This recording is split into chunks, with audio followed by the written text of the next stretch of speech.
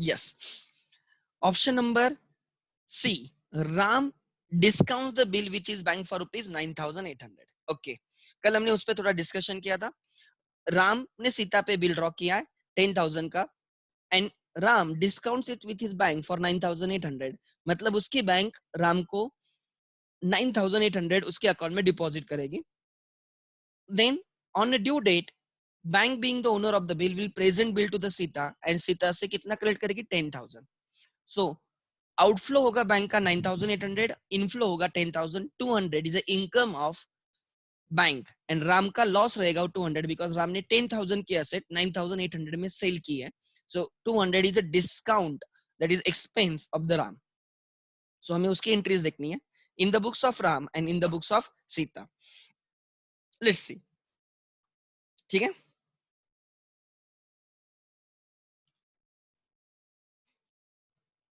Yes,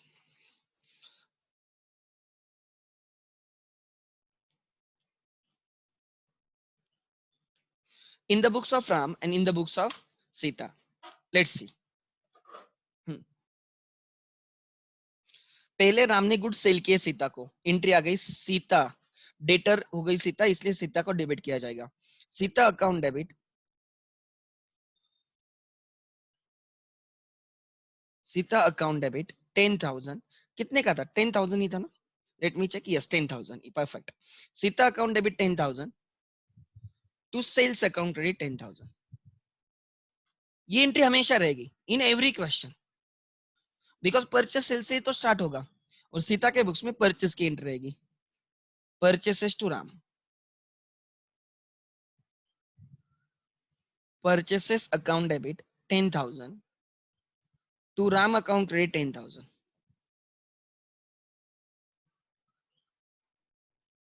second, ठीक है। Ram will draw the bill, Ram bill draw करेगा एंड राम को बिल आएगा, जैसे बिल आएगा that is bill receivable comes in debit 10,000 to Sita account credit 10,000। ये भी एंट्री हमेशा होगी। First two entries are always there, try to understand. Good sale करना और बिल ड्रॉ करना, ये हर क्वेश्चन में रहेगा। फिर Sita has given acceptance to Ram, Ram account debit, पहले राम क्रेडिटर था देखो, अब हम उसको हमारे एक्सेप्टेंस दे रहे हैं। Now he will no longer be your creditor, वो बिल्स पेबल में कन्वर्ट हो जाएगा to bills payable 10,000 10,000। Next number 3, फिर राम ने क्या किया? ये बिल बैंक के साथ डिस्काउंट किया, बैंक के पास गया, बैंक को वो बिल उसने सेल किया, 10,000 का बिल सेल किया, और मिले कितने? 9,800। ये उसके अकाउंट में आ जाएंगे, राम के अकाउंट में आ जाएंगे, इसलिए bank balance will increase, debit, bank account debit, bank cash नहीं देगी, बैंक उसके अकाउंट में डिपॉजिट करेगी, बैंक अकाउंट डेबिट 10,000 नहीं देगी बैंक, बैंक कभी भी पूरा पैसा नहीं देगी, bank will deduct some amount 9,800, क्योंकि बैंक को सीता से 10,000 आने वाले, तो राम को 10,000 नहीं देंगे, 10,000 से कम देंगे, तो ही उनका गेन होगा, right. Bank account debit 9,800 to bills receivable goes out, bank को जाके बिल सेल किया, 9,800 कैश ले ली, so bills receivable goes out, 10,000 का बिल बाहर गया। now you can see there is right mismatch in the entry, 200 जो है वो लॉस है, losses are debited and that is called as discount, discount account, सब में राइट डिस्काउंट ऑन बिल वगैरह, ठीक है, डिस्काउंट अकाउंट। सो इसका मतलब 10,000 की एसेट गई, 9,800 की एसेट इंक्रीज हो गई, 10,000 की एसेट जाके 9,800 मिले, 200 का क्या हो गया? लॉस हो गया। This discount will be debited to P&L account while preparing the final accounts, because this is loss, तो ये अभी हमें राइट उसको P&L में ऑब्वियसली ट्रांसफर करना, because we are not preparing final accounts. Number 3, इसकी एंट्री आएगी क्या? ये ट्रांजैक्शन किसके बीच में? राम एंड उसके बैंक के बीच में।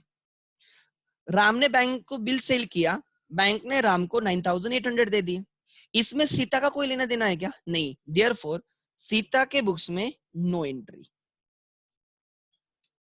समझ में आ रहा है? सो कल हमने देखा था when Ram endorsed bill to Lakshman, that was a transaction between Ram and Lakshman, वो वाली एंट्री सीता ने नहीं की. On similar basis, when Ram discounts the bill with the bank, that is a transaction between Ram and his bank, Sita वो entry नहीं करेगी. मतलब सीता एक गुड्स परचेस करेगी, बिल एक्सेप्ट करेगी, एंड उसके बाद डायरेक्टली ड्यू डेट पे या तो ऑनर या तो डिसऑनर, बीच में कुछ भी होने दो उस बिल के साथ, सीता को कोई लेना देना नहीं. Because in for those Sita is not responsible, Sita is not party to the transaction. Number 4, अब ध्यान देना, ड्यू डेट पे क्या होगा? ड्यू डेट पे bank will go to whom? Sita. Bank will go to Sita, bank will go to Sita, bill present करेगा and Sita से कितना लेगा? 10,000 लेगा. सो नाउ ये ट्रांजैक्शन किसके बीच में? ड्यू डेट पे बैंक और सीता के बीच में. ट्राई टू अंडरस्टैंड, वो ट्रांजैक्शन किसके बीच में? बैंक एंड सीता के बीच में. इसमें राम को कोई लेने देना है क्या? नहीं. राम ने बैंक को वही बोला था, सीता विल पे यू 10,000. अगर सीता नहीं पे करती तो आप मेरे अकाउंट से डेबिट कर लेना, मेरे अकाउंट से रिकवर करो. अगर सीता नहीं पे करती तो मैं पिक्चर में आऊंगा, अदरवाइज कोई प्रॉब्लम है क्या? नहीं. तो वैसे ही हुआ, बैंक सीता के पास गया, सीता ने बैंक को पेमेंट किया, वो पैसा बैंक फिर राम को थोड़ी देगा, वो बैंक का ही पैसा है. सो दिस ट्रांजैक्शन में बैंक एंड सीता इन्वॉल्व है. राम को एंट्री पास करने की जरूरत है क्या? नहीं, नो एंट्री. वैसे कल भी हमने किया था, जब राम ने बिल इंडोर्स किया था लक्ष्मण को, लक्ष्मण ड्यू डेट पे सीता के पास गया और कैश कलेक्ट की. That was a transaction between Sita and Lakshman. Try to understand. उसके लिए राम ने एंट्री पास नहीं की थी. Try to understand. देखो कल का, राइट, हमने एंड में नो एंट्री लिखा था, दिख रहा है यहाँ पे, देखो आपके स्क्रीन पे, समझ में आ रहा है? ऑन सिमिलर बेसिस जब एंडोर्स बिल ऑनर होता है, ये बिल एंडोर्स था, हमने लक्ष्मण को एंडोर्स किया था, देखो थर्ड एंट्री में हमने लक्ष्मण को बिल ट्रांसफर किया था, एंडोर्स किया था, और ड्यू डेट पे जब ऑनर हुआ तो राम को ड्रॉवर को एंट्री पास करनी पड़ी क्या? नहीं. राम ने लक्ष्मण को वही बोला था, वो तुझे पे करेगी, तू टेंशन मत ले, अगर नहीं पे करेगी तो मैं तुझे पे करता हूँ. समझ में आ रहा है? तो अगर सीता ने लक्ष्मण को पे किया तो राम को कुछ एंट्री करने की जरूरत है क्या? नहीं. वैसे ही यहाँ पे भी जब बैंक के साथ राम ने बिल डिस्काउंट किया था, राम ने बैंक को वही बोला था कि ड्यू डेट पे Sita will pay you. Sita नहीं करती तो आप मेरे अकाउंट से ले लो, मैं आपको पे करता हूँ. समझ में आ रहा है? तो सीता हैज पेड, तो राम को कुछ एक्शन लेने की जरूरत है क्या? नहीं. इसलिए बोला जाता है जब एंडोर्स बिल ऑनर होगा, एंडोर्स बिल जिस दिन ऑनर होगा उस दिन ड्रॉवर को एंट्री पास करने की जरूरत नहीं, बिकॉज ड्रॉवर का प्रॉमिस फुलफिल हुआ है जो उसने एंडोर्सी को किया था कि drawee will pay to him. And जब डिस्काउंटेड बिल ऑनर हो जाएगा तब ड्रॉवर के बुक्स में उसकी अलग से एंट्री नहीं आएगी, बिकॉज ड्रॉवर ने जो बैंक को प्रॉमिस किया था वो फुलफिल हुआ है कि ड्रॉवी बैंक को पे करेगा. ठीक है. अच्छा, अब सीता के बुक्स में एंट्री आएगी क्या? आएगी, बिकॉज सीता के पास बैंक जाएगी और Sita will pay 10,000 to bank. तो सीता जब 10,000 देगी वो बैंक को दे रही है, बट वो बैंक के एंगल से एंट्री नहीं पास करेगी. उसके लिए उसने बिल्स पेएबल पेड किया, तो बिल्स पेएबल पेमेंट की एंट्री आएगी, पेएबल पेड की एंट्री आती, payable to cash. So now she honoured her liability, bills payable account debit to bank account credit या to cash account credit. Cash दी उसने. अगर आप देखते हो हमने ऑप्शन 1 2 3, देखो ऑप्शन 1 2 3 क्या एंट्री थी? ऑप्शन 1 बिल रिटेंशन के केस में क्या एंट्री थी? Purchases to Ram. दूसरी एंट्री बिल एक्सेप्ट किया, Ram to bills payable, and bill honour किया, बिल्स पेएबल टू कैश. यहाँ पे देखो ऑप्शन 2 में परचेसेस टू राम, परचेस किए, बिल एक्सेप्ट किया, Ram to bills payable, and due date पे बिल ऑनर किया, bills payable to cash. Option 1 option 2 drawee के बुक्स में सेम एंट्री है. अब ऑप्शन 3 में देखो परचेसेस टू राम, परचेस किए, फिर बिल एक्सेप्ट किया, Ram to bills payable, and due date पे बिल ऑनर किया, bills payable to cash. Option C भी सेम है. वही मैं कल एंड में जाते जाते बोला था कि ड्रॉवी के बुक्स में एंट्रीज चेंज नहीं होते, वही एंट्रीज हमेशा रहेंगे, बिकॉज ड्रॉवी का काम क्या है? गुड्स परचेस करना, बिल एक्सेप्ट करके रहना और ड्यू डेट पे ऑनर करना, दैट्स इट. समझ में आ रहा है? तो ड्रॉवी के बुक्स में एंट्रीज कभी चेंज होंगे क्या? कभी नहीं होंगे. अब ध्यान देना, ड्रॉ राइट बैंक राम के बुक्स में एंट्रीज क्या बन गए? फ्लो समझा रहा हूं. राम ने गुड्स सेल किए थे इसलिए डेटर्स बन गए, बराबर, डेटर्स बन गए. डेटर्स ने उसको उनका एक्सेप्टेंस दिया, मतलब बिल रिसीवेबल बन गए, डेटर्स बिल रिसीवेबल में कन्वर्ट हो गए. और ये बिल उसने बैंक के साथ सेल किया इसलिए उसका बैंक बैलेंस इंक्रीज हो गया, एंड थोड़ा लॉस हुआ जिसको उसने बोला डिस्काउंट। असेट अलग अलग फॉर्म में ले रही है, सेल होने की वजह से डेटर्स बने, डेटर्स बिल्स रिसीवेबल में कन्वर्ट हुए, bills receivable bank balance and discount में कन्वर्ट हो गया। फर्स्ट एंट्री थी debtors account debit to sales, बराबर। फिर डेटर्स ने बिल्स दे दिए, bills receivable comes in debit to debtors account credit, debtors हट जाएंगे एंड बाद में वो बिल बैंक को सेल करेंगे, तो बिल्स रिसीवेबल सेल किया गया बाहर credit, bank account debit, discount account debit to bills receivable goes out credit. इसका मतलब आपके बुक्स में बिल्स रिसीवेबल जीरो हो जाएगा, डेटर्स जीरो हो जाएंगे। समझ में आ रहा है? सो ये है flow chart in the books of drawer. इसके बुक्स में तो वही है, राइट। इसने गुड्स परचेस किए, इसलिए क्या बने क्रेडिटर्स, क्रेडिटर्स को हमने हमारा एक्सेप्टेंस दिया, मतलब बिल्स पेएबल, बराबर, बिल्स पेएबल। एंड इसकी वजह से राइट बाद में हमने उनको कैश दे दी, बिल्स पेएबल कैश देके सेटल किया।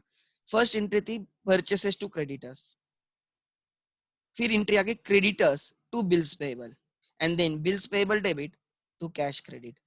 क्रेडिटर्स नहीं रहेंगे, बिल्स पेएबल नहीं रहेगा, नेट एंट्री क्या आ गई purchases to cash. Are you getting my, मैं फ्लो चार्ट जो बना रहा हूं समझ में आ रहा है?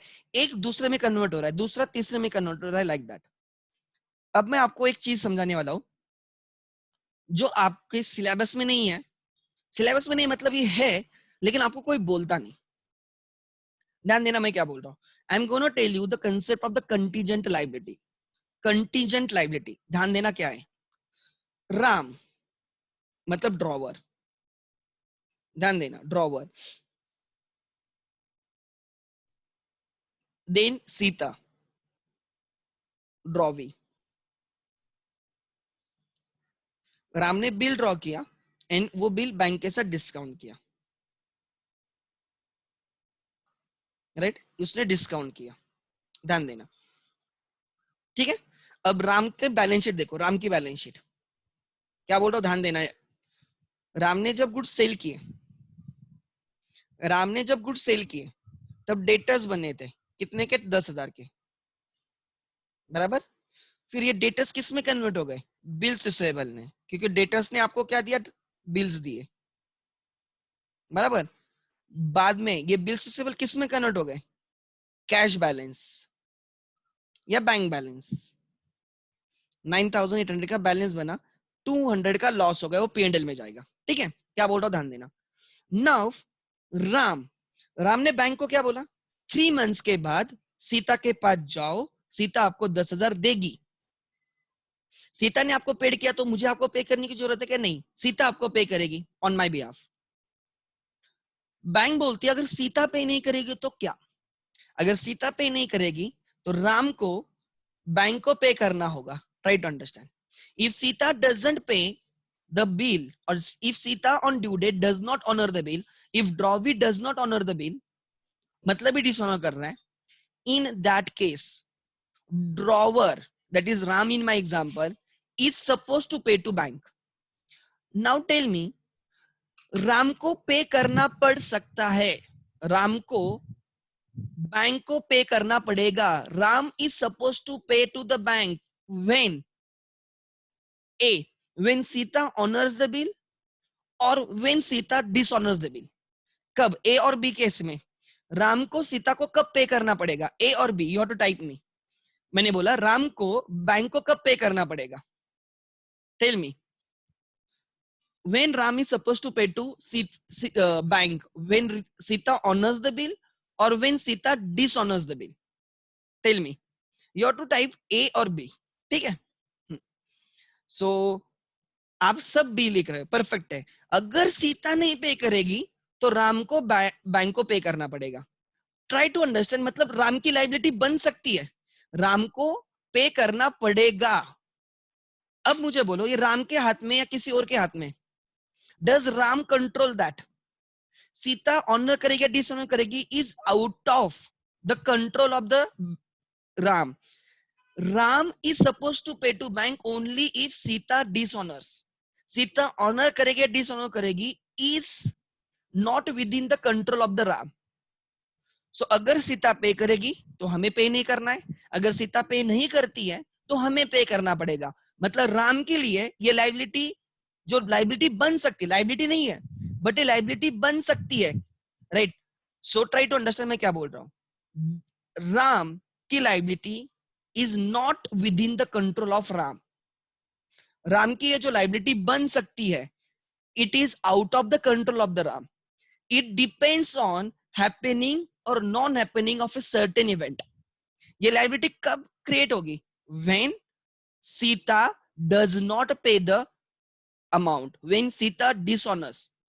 अगर सीता ऑनर करेगी तो लाइबिलिटी नहीं बनेगी, सीता डिसऑनर करती है तो लाइबिलिटी बनेगी। Such liabilities which are not within my control, which are contingent, contingent मतलब uncertain, I can not guarantee right now कि सीता पे ही करेगी। सो ड्यूरिंग दिस पीरियड, कब से?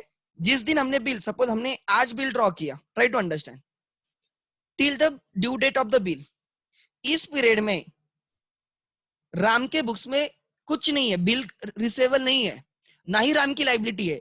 अगर सीता डज नॉट ऑनर तो ये लाइबिलिटी इस दिन बन जाएगी। राम की लाइबिलिटी कब बन जाएगी? At the end of the period. So Ram को इस तारीख पे बैंक को पे करना पड़ेगा। During this period Ram tension में, क्या अरे सीता पे नहीं करेगी तो मुझे पे करना पड़ेगा, सीता पे नहीं करेगी तो मुझे पे करना पड़ेगा, सीता करेगी तो नहीं, नहीं करती तो पे करना पड़ेगा। Such liabilities which are uncertain, which are not within the control are called as contingent liabilities. उनको क्या बोला जाता है? Contingent liabilities. Now, right, so try to understand the bill discounted by the drawer if not matured, matured मतलब if not honored till the date of maturity, bill आज discount किया till the date of maturity, ये 3 months में, this bill is called as contingent liability. इसको क्या बोला जाता है? Contingent liability. Contingent liability. The liability which is uncertain, contingency मतलब uncertainty, the liability which is uncertain, which depends on happening or non happening of future uncertain event. Sita पे करेगी नहीं करेगी, future event and it is uncertain. Sita आपको phone करके बोलती है जा तुझे जो करना है कर, मैं नहीं पे करूंगी, इट इज क्लियर वो अनसर्टेन नहीं है। बट अगर वैसे नहीं है या सीता इंसॉल्वेंट हो गई तो देयर इज नो अनसर्टेनिटी, एक सर्टन है कि वो पे नहीं कर पाएगी बिकॉज शी इज इंसॉल्वेंट। तो ऐसी लाइबिलिटी क्रिस्टल क्लियर लाइबिलिटी है, वो कंटीजेंट लाइबिलिटी नहीं होगी, तो हमें बैंक को पे करना पड़ेगा, ये फिक्स हो गया। बट अगर ऐसे नहीं है, सीता इज नॉट इंसॉल्वेंट, तो मुझे फिर भी टेंशन है अगर कर देगी या ना करेगी। Try to understand such liabilities which are depends on happening or non-happening of future uncertain events are called as contingent liability, and therefore bills discounted by the drawer but not yet matured, bill discount हुआ है but अभी तक mature नहीं हुआ है, मतलब we are between this period, इस period में, are contingent liability for the drawer, are which liabilities? Contingent liability for the drawers. And if you know, if you are aware, contingent liabilities do not appear in the balance sheet, वो balance sheet में नहीं आती है, that is shown as below the balance sheet, एक note में लिखा जाता है, नोट, फुट नोट रहती है। क्या लिखा जाएगा? We have discounted bills of rupees 10,000 with the bank till date they are not yet matured. हम हमारे यूजर्स ऑफ अकाउंट्स को इन्फॉर्म कर रहे हैं कि एक लायबिलिटी बन सकती है। कब बन सकती है? अगर ड्रॉवीज वो बिल पे नहीं करेंगे तो हमें पे करना पड़ सकता है, हम इन्फॉर्म करते लोगों को। आई कैन नॉट से इट इज लायबिलिटी, अगर सीता ने पे किया तो कहाँ की लायबिलिटी रहेगी? सीता नहीं करती तो लायबिलिटी रहेगी। Such liabilities are called as contingent liability. दूसरा एग्जांपल देता हूं। एग्जांपल, हमारे बिजनेस है और किसी एम्प्लॉय ने हमारे अगेंस्ट केस डाली है and the such case is still pending in the balance sheet date पे, उसका वर्डिक्ट आना बाकी है। तो उसका आउटकम क्या रहेगा? No one can predict. Court क्या आउटकम देगा? No one can predict. मैं मेरे लॉयर से भी पूछता हूँ कि क्या हमें पेनल्टी पे करनी पड़ेगी, हमें कुछ पे करना पड़ेगा क्या एम्प्लॉयज को? लॉयर बोलता है कि it is contingent, we can not tell. In that case हमें पे करना पड़ेगा नहीं पे करना पड़ेगा, it is not within our hand, it is will be decided in the future when the verdict of that decision will come. जब court decision देगा तब पता चलेगा हमें पे करना पड़ेगा या नहीं करना पड़ेगा. तो that liability may occur or may not occur. It is not within my control. It is future uncertain event.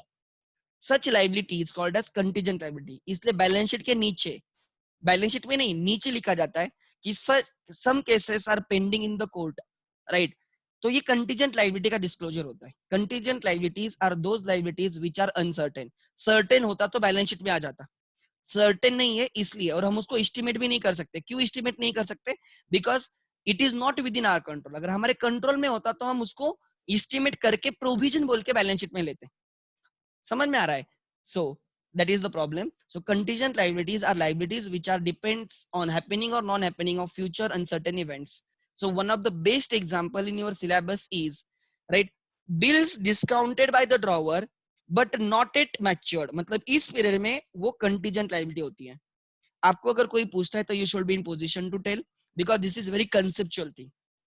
ठीक है, ये रट्टाबाजी से नहीं होती ये चीजें, हम समझ में आना चाहिए. सर मुझे नहीं समझ में आ गया, वैसे भी कोई पूछेगा नहीं, बिकॉज महाराष्ट्र बोर्ड ये पूछेगा नहीं, डोंट वरी. बट पता होना चाहिए as a student, you must know कि अगर जिस दिन मैंने बिल डिस्काउंट किया उसकी लाइबिलिटी आ भी सकती है अगर ड्रॉवी डिसऑनर करेगा. तो देयर आर चांसेस हो लाइबिलिटी आ भी सकती है या नहीं भी आ सकती है. तो उसको हम डिस्क्लोज करना होता है बैलेंस शीट के नीचे कि ऐसे बिल्स है जो हमने डिस्काउंट किए बट अभी तक उनकी ड्यू डेट नहीं आई है 31 मार्च तक, तो हमें मे भी कल जाके पे भी करना पड़ेगा अगर ड्रॉवीज डिसऑनर करते हैं तो.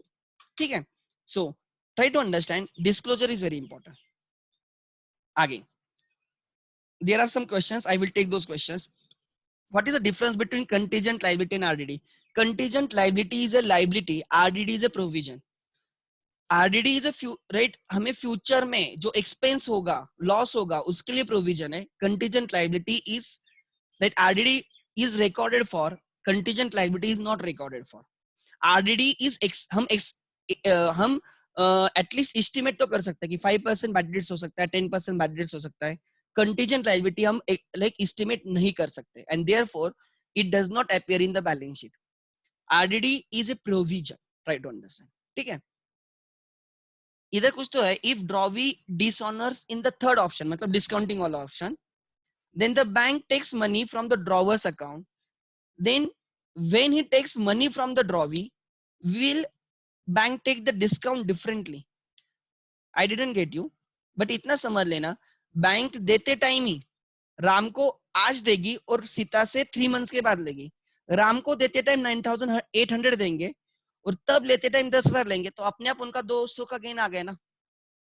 और उसकी अकाउंटिंग सीए इंटर में, ट्राई टू अंडरस्टैंड, उसकी जो अकाउंटिंग है ना वो सीए इंटर में, कि बैंक उसको कैसे अकाउंटिंग करेगा. ठीक है, सो फिलहाल मैं उस पर डिस्कस नहीं करूंगा, बट ये समझ लेना, bank will pay you 9,800 and will collect 10,000. तो इसमें बैंक का अपने आप कितने का गेन हो जाएगा? रिबेट हो जाएगा 200, राइट. उसको बैंक वाले रिबेट बोलते हैं. ठीक है, रिबेट ऑन बिल्स बोलते हैं. क्या बोलते हैं? Rebate on bills. तो उसकी अकाउंटिंग सीए इंटर में, तो अभी यहाँ पे बात करने से भी कोई फायदा नहीं. उसमें बैंक की अकाउंटिंग कर है हमारे सिलेबस में, तो वहां पे वो आ जाता है. ठीक है, सो क्लियर है. सो ये आ गया आपका क्या थर्ड ऑप्शन, जिसमें हम बैंक के पास जाके बिल क्या करते हैं? सेल करते हैं, डिस्काउंट करते हैं. And the last option, Ram sends the bill to his bank for collection and bank charges ₹100. ठीक है, सीता ऑनर्स, ये तो हर जगह पे हमने एज्यूम करके चला है. So next. ठीक है,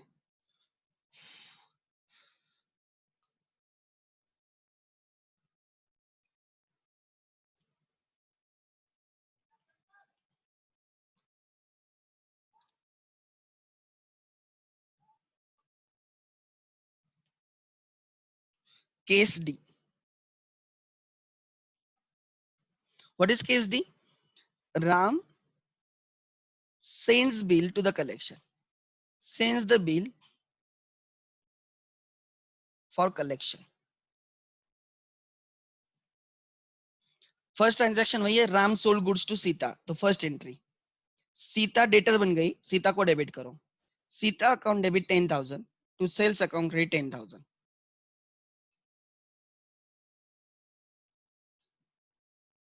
राम सीता ने परचेस किए तो सीता के बुक्स में परचेस की एंट्री आएगी, purchases debit, expenses are debited 10,000। Ram बन गया क्रेडिटर, इसलिए राम को क्रेडिट करो टू राम, क्रेडिटर को क्रेडिट किया जाएगा, डेटर को डेबिट किया जाएगा, बराबर। फिर Ram received bill from Sita, bill comes in debit, bills receivable comes in debit 10,000। To to Sita account credit 10,000, Sita का अकाउंट क्लोज हो गया, पहले डेबिट हुआ था अब क्रेडिट हो गया। Once Sita gives you bill her account is close in my books, यहाँ पे सेकंड, ठीक है। क्या हमने राम को एक्सेप्टेंस दिया, राम अकाउंट डेबिट, एक लायबिलिटी कम हो जाएगी, क्रेडिटर्स कम हो जाएंगे, क्रेडिटर्स को क्रेडिट बैलेंस होता है उनको कम करने तो डेबिट करो, रिवर्स करो, अपने आप कम हो जाएंगे। देखो राम को क्रेडिट था, अब हम डेबिट करने के बाद वो अपना आप कम हो जाएगा 10,000। टू बिल्स पेएबल 10,000, ठीक है। Ram account debit to bills payable. तो हम अब राम के बुक्स में सीता अकाउंट क्लोज, सीता का अकाउंट क्लोज हो चुका है, सीता के बुक्स में राम का अकाउंट क्लोज हो चुका है। राम के लिए अब सीता की जगह किसने ली, बिल्स रिसीवेबल ने, और सीता के बुक्स में राम की जगह बिल्स पेएबल ने ली। राम बैंक में गया, बैंकर ने बोला कैसे आना हुआ, राम ने बोला मुझे ये बिल है, I want to send it for the collection, मैं आपको कलेक्शन एजेंट अपॉइंट करता हूँ। जब बैंक को हम कलेक्शन एजेंट अपॉइंट करते हैं तो बैंक से हम आज पैसे नहीं लेते, अगर हम आज पैसे लेंगे ना तो डिस्काउंटिंग कहलाएगा, मतलब हम सेल कर रहे हैं। बैंक को हम बोलते हैं ये रखो 10,000 का बिल, बैंक बोलती इसका क्या करे, हम बोलते हैं जाओ और ड्यू डेट पे 3 मंथ्स के बाद सीता से 10,000 लेके आ जाओ, और उसके लिए आप आपके कोई जो सर्विस मुझे जो प्रोवाइड करे हो कलेक्शन की, राइट, वो उसके लिए आप मुझे जितने चार्जेस है आपके लगाओ। लाइक हम डीडी निकालते हो तो बैंक 30-35 रुपीज लगाती है, आपको पता होगा, कॉलेज की फीस बहुत लोग डीडी से पे करते हैं, उनको पता होगा। सो बैंक प्रो लाइक जो सर्विस देती है उसके लिए हमें चार्जेस लगाती है। सो अब ध्यान देना, हम बैंक में गए और बैंक को बोला ये बिल देना, मैंने बैंक को बिल दिया, बिल रिसीवेबल गोज आउट, मैंने सेल नहीं किया है, मैंने पोजीशन दिया है, सो बट मेरे से तो बिल गया ना, तो bill receivable goes out credit.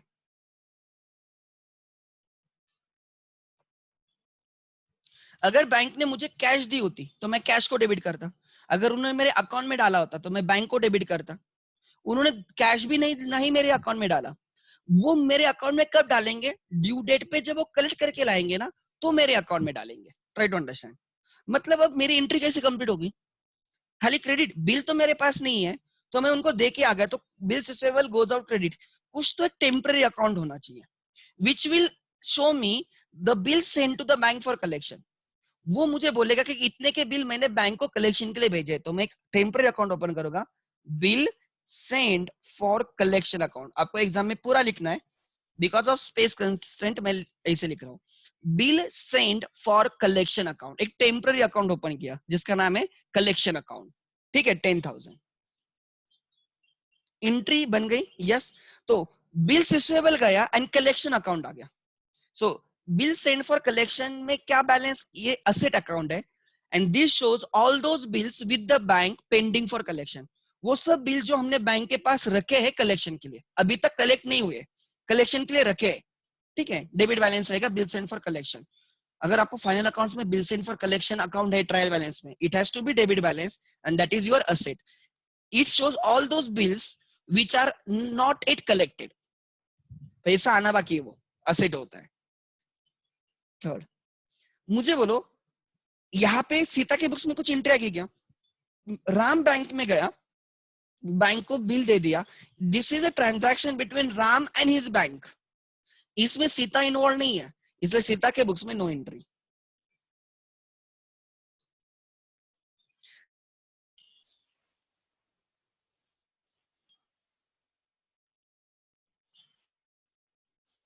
सो ठीक है, आगे। सो जब हम बिल कलेक्शन के लिए भेजते हैं तो सीता एंट्री नहीं पास करेगी। देखो एक चीज कॉमन है, जब हमने बिल डिस्काउंट के लिए भेजा, डिस्काउंट किया बेसिकली, सीता ने एंट्री पास नहीं की, because that is transaction between Ram and his bank.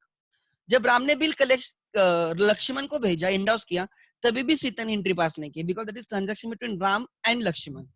And जब राम ने बिल कलेक्शन के लिए भेजा, उसकी भी एंट्री सीता ने पास नहीं की, because that is transaction between Ram and his agent bank. समझ में आ रहा है? ड्यू डेट पे क्या होगा, try to understand. Fourth, you should have that imagination. Bank अब सीता के पास जाएगी एज ए एजेंट, सीता को बिल प्रेजेंट करेगी, सीता से 10,000 लेगी एंड उसके अकाउंट में आके डिपॉजिट करेगी. Don't you agree with me? उसके अकाउंट में 10,000 डालेगी, 100 रुपीज चार्जेस लगाएंगे, राइट? अब ध्यान देना, मतलब बैंक उसके अकाउंट में कितना डालेगी? उसके अकाउंट में बैंक 10,000 नहीं डालेगी, 9,900 डालेगी. समझ में आ रहा है? अब एंट्री क्या होगी, ध्यान देना. बैंक अकाउंट डेबिट, उसको कैश नहीं देगी, उसके अकाउंट में डिपॉजिट करेगी. बैंक अकाउंट डेबिट, उसके बैंक में 9,900 रुपीज ही आएंगे, 100 रुपीज के चार्जेस लगाएगी, bank charges. Bank charges account debit 100. To, bill send for collection 10,000. ये जो कलेक्शन के लिए ऊपर एक टेम्पररी अकाउंट ओपन करके रखा था, ये अकाउंट यहाँ पे क्लोज हो गया. जो कलेक्शन के लिए भेजा था तो एक टेम्पररी अकाउंट ओपन किया, कलेक्ट होने पे वो कैंसिल कर दो, वो रख के क्या फायदा है? समझा? तो क्या एंट्री आ गई, bank account debit, net amount credited to our account, right? Charges account debit to bill send for collection. 10,000 के बदले हमारे अकाउंट में कितने आ गए, 9,900. कलेक्शन के लिए हमने 10,000 दिखाए थे, बट कलेक्ट हुए खाली 9,900. इसमें हमारा 100 रुपीज का चार्जेस लगे, वो बैंक चार्जेस आ गए. Even this bank charges has a debit balance and this will be transferred to debit of P&L account if we are preparing final accounts. ठीक है? आगे सीता के लिए क्या है, सीता के पास बैंक आएगी, सीता बैंक को पे करेगी. सीता के लिए it is bills payable paid. Sita के बुक्स में एंट्री वही रहेगी, bills payable account debit 10,000 to, right, bills payable account debit to, क्या आएगा, cash account credit. She paid, वो नहीं पूछेगी बैंक तू क्यों आया वगैरह, बिल दिखाओ पैसे लेके जाओ, ठीक है, टू कैश. नेक्स्ट, क्लियर है? These were the entries if fourth option is opted. अब मैं यहाँ पे फ्लो चार्ट समझाता हूँ, ध्यान देना. राम के लिए फ्लो चार्ट क्या है, वो सिंपल फ्लो चार्ट है. राम ने गुड्स सेल किए, इसके डेटर्स बने, डेटर्स ने उनका एक्सेप्टेंस दिया, बिल आ गया, बिल रिसीवेबल कम्स इन. ये बिल हमने कलेक्शन के लिए भेजा, बिल सेंड फॉर कलेक्शन, बराबर. और बाद में ये कलेक्ट होके किसमें कन्वर्ट हो गया, बैंक बैलेंस एंड थोड़े चार्जेस लगे, बैंक चार्जेस. तो जब हमने सेल किया था, debtor account debit to sales, first entry, debtor account debit to sales. फिर डेटर ने हमें बिल दिया, bill receivable comes in debit to debtor reduces credit. फिर वो कलेक्शन के लिए भेजा, bill send for collection account debit to bill receivable goes out credit. And जब वो कलेक्ट होगा, bank account debit, bank charges account debit, जितने भी चार्जेस होंगे वो to bill send for collection credit. हमारे बुक्स में बिल सेंड फॉर कलेक्शन नहीं दिखेगा, हमारे बुक्स में बिल रिसीवेबल नहीं दिखेगा, हमारे बुक्स में डेटर्स नहीं दिखेंगे, हमारे बुक्स में नेट एंट्री रहेगी, bank account debit 9,900, bank charges account debit 100 to sales 10,000. 10,000 का सेल किया, उसमें से बैंक में 9,900 आ गए, 100 रुपीज के चार्जेस लगे.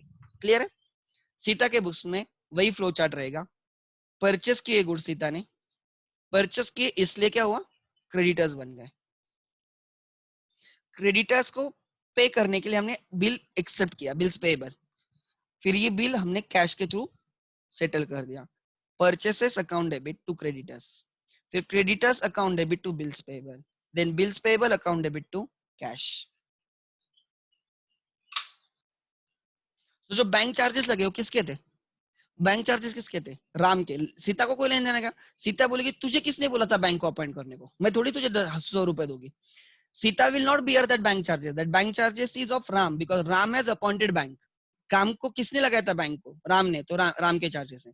जो डिस्काउंट हुआ था वो राम का एक्सपेंस था, सीता ने थोड़ी बोला था तू डिस्काउंट कर. समझ में आ रहा है? राम ने किया था, तो those expenses are of Ram. Clear है? सीता परचेस करेगी, बिल एक्सेप्ट करेगी और ड्यू डेट पे ऑनर या डिसऑनर करेगी, that's it. If anyone has doubt till now you can ask मी.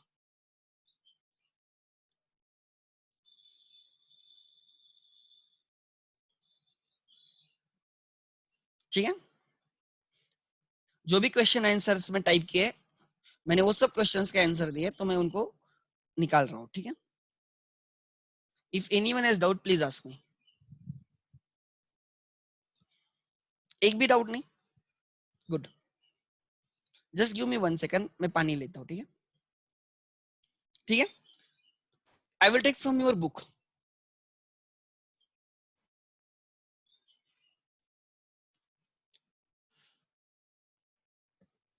ड्यूटेड कैसा निकालना अगर मैं सिखा दूंगा, राइट। एक मेरा सीक्वेंस के हिसाब से मैं चलता हूँ। देखो क्या लिखा है, accounting treatment of bills of exchange, bills receivable being asset can be dealt in the following veg by the drawer. आपके बुक का एक अच्छा है, उन्होंने बहुत रंग बिरंगी कर दी है books. Option 1, retaining the bill till the due date. Option 2, discounting the bill with the bank. Option 3, endorsing the bill to the creditor for the settlement of his account and sending the bill to the bank for the collection. ठीक है, next. So they have given you entries, no issues.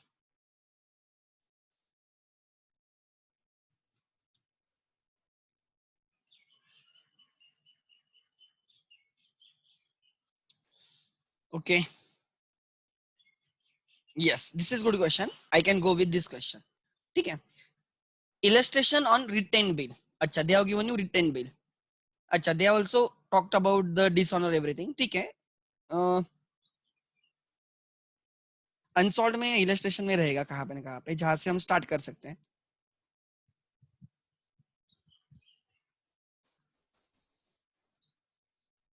Yes, मिल गया illustrations, ठीक है। Akash drew a bill on Deepak for ₹25,000। Akash ने दीपक पे bill draw किया। मुझे बोलो who is creditor and who is your debtor. क्या बोला मैंने? आकाश ने दीपक पे बिल ड्रॉ किया। आपको मुझे बोलना है वो क्रेडिटर कौन है और डेटर कौन है। Yes please, you have to ping me. चलो करो, हाँ ठीक से सोच के, ऐसे कुछ भी नहीं टाइप करना है।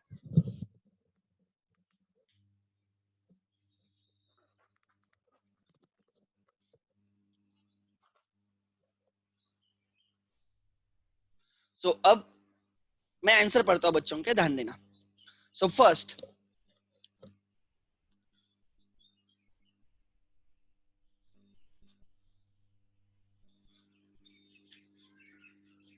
Deepak is a debtor. Okay, Akash creditor, Deepak debtor. Yes, the person who draws the bill, जो बिल ड्रॉ करेगा ना वो क्रेडिटर रहेगा। तो परफेक्ट आंसर दिए, Deepak is debtor, Akash is creditor, perfect. ध्यान देना सर, यहाँ पे परचेस सेल के बारे में नहीं लिखा है। डायरेक्टली क्वेश्चन स्टार्ट हुआ है कि आकाश ने बिल ड्रॉ किया दीपक पे। तो ये समझ लेना, जब आकाश दीपक के बिल ड्रॉ कर रहा है मतलब पहले, राइट, आकाश ने दीपक को गुड सेल किए थे, ये ट्रांजैक्शन डीम्ड है, हमें समझ में आना चाहिए। हर टाइम ऐसे नहीं लिखेंगे कि Akash sold goods to Deepak for ₹25,000 and therefore drew the bill. बहुत सारे क्वेश्चन डायरेक्टली स्टार्ट होंगे, आकाश ने दीपक पे बिल ड्रॉ किया, ड्रॉवर ने ड्रॉवी पे बिल ड्रॉ किया, तो इट इज डीम्ड दैट पहले क्रेडिट ट्रांजैक्शन हुआ था। तो जब ऐसे स्टार्ट होता है question, Akash drawer draws bill on the drawee, तो हम परचेस सेल की एंट्री इग्नोर करेंगे। क्यों इग्नोर करेंगे? बिकॉज वो एंट्री हुई होगी। अगर हम फिर से आंसर में लिखेंगे तो that will be double entry. तो एग्जामिनर उस, अगर आप वो एंट्री लिखते हो तो एग्जामिनर उसके मार्क्स कट करेगा। आप बराबर लिख रहे हो, मैं नहीं बोल रहा कि आप गलत लिख रहे हो परचेस सेल की एंट्री, बट जब क्वेश्चन स्टार्ट होता है परचेस एंड सेल से तो एंट्री जस्टिफाइड है। बट अगर क्वेश्चन बिल ड्रॉवल से स्टार्ट होता है तो परचेस सेल की एंट्री दिमाग में होनी चाहिए, आंसर में नहीं। सलमान भाई जैसे दिमाग में आता है बट दिल में नहीं, वैसे ही वो एंट्री, ट्राई टू अंडरस्टैंड, दिमाग में होनी चाहिए, आंसर सीट में नहीं आनी चाहिए जब ऐसे क्वेश्चन स्टार्ट होता है डायरेक्टली ड्रॉवल से। ठीक है, हमें एग्जाम पॉइंट ऑफ व्यू से भी सोचना पड़ता है। आगे, Akash drew a bill on Deepak for 25,000 on 23rd December 2019 for 3 months. ठीक है, दीपक accepted the same and returned it to आकाश।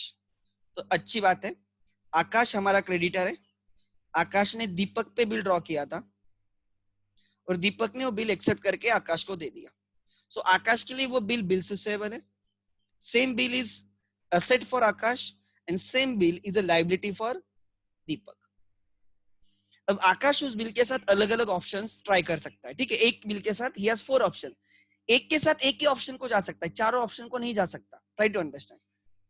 आगे लिखा है on the due date the bill was duly honoured, जब भी उसकी ड्यू डेट आएगी वो बिल ऑनर होगा। 3 मंथ्स के बाद जो ड्यू डेट आएगी उस दिन पे वो बिल ऑनर हुआ है। Give the entries in the books of Akash as well as Deepak under each of the following cases. A, if Akash retains the bill till the maturity, if Akash discounts the bill with the bank at the rate of 6% per annum on the same date। अच्छा, discount करना है, कोई problem नहीं, मैं वो समझाता हूँ। अब आया है क्वेश्चन तो मैं वो भी चीज समझा दूंगा। If Akash send the bill to his bank for collection on 23rd December 2019, for the time being I will ignore the dates, because मैंने ड्यू डेट्स कैसे निकालना है वो समझा नहीं, right. If Akash endorses the bill to his creditor Viren, first option retain, second option discount, तीसरा option collection, and fourth option send for like नहीं, third option is collection and fourth option is endorsement। ठीक है, option का उन्होंने series change की है, number change किया है, कोई फर्क नहीं पड़ता, हम करेंगे। ठीक है, सो ध्यान देना इन द बुक्स ऑफ, ठीक है, आकाश एंड दीपक, जब भी आप लिखते हो तो आपको डिटेल में लिखा होगा like in the books of, in the books of Akash, मैं ए लिखता हूं इनटू ब्रैकेट ड्रॉवर, और आपको हमेशा लिखना होगा, अगर वो ड्रॉवर है तो ब्रैकेट में ड्रॉवर, अगर वो ड्रॉवी है तो आपको ड्रॉवी लिखना होगा। ठीक है, इन द बुक्स ऑफ दीपक, और मैं दोनों साथ में लिखता हूं, क्यों? बिकॉज उससे मेरा कंट्रोल रहता है क्वेश्चन पे। दीपक ड्रॉवी,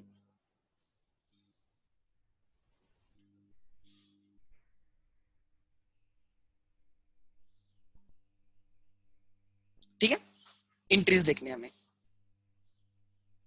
मैं वो परचेज सेल की एंट्री लिखता हूं बट वो एग्जाम में नहीं लिखनी है। वो मैं क्यों लिख रहा हूं? बिकॉज हम प्रैक्टिस कर रहे हैं, ट्राई टू अंडरस्टैंड, मुझे वो कंसेप्ट बिल्ड करनी है। पहले आकाश ने दीपक को गुड सेल किए, कितने के सेल किए बोलो? 25,000 के सेल किए, इग्नोर द डेट्स। ठीक है, दो एंट्री हमेशा कॉमन रहेगी, दो एंट्रीज हमेशा कॉमन रहेगी, पहले गुड सेल किया और फिर बिल्स आ गया। सो अब मैं कैसे लिख रहा हूं, ध्यान देना, कॉमन एंट्रीज, हर केस में वो एंट्री रहेगी, तो common entries,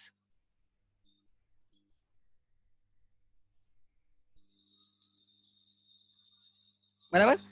first, Akash sold goods to Deepak, तो आकाश के बुक्स में दीपक बन गया debtor, Deepak account debit 25,000 to sales 25,000